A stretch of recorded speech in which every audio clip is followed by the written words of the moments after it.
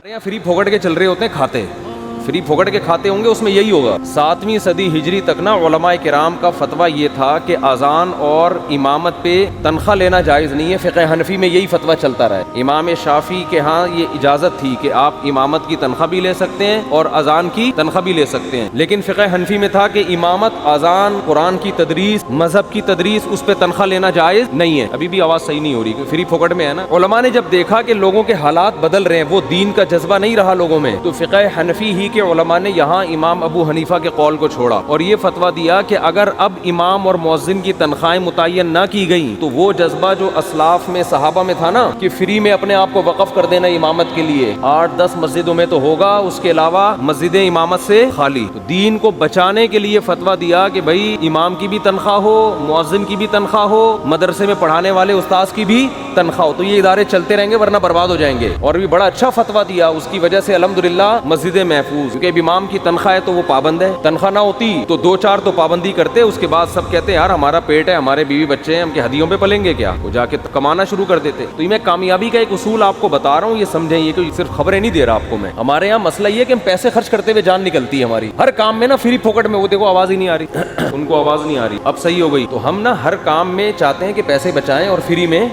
काम हो, उसका फिर यही हशर होता है। जब दीन का काम नहीं हो रहा, इमामत, मुअज्जिन और इमाम हरमैन की भी तनख्वाहें हैं, पूरी दुनिया में अब इमाम का वजीफ़ा होता है, फिर आप उसको फोर्स कर सकते हैं, भाई आप वजीफ़ा ले रहे हो, आप टाइम पे नमाज क्यों नहीं पढ़ा रहे।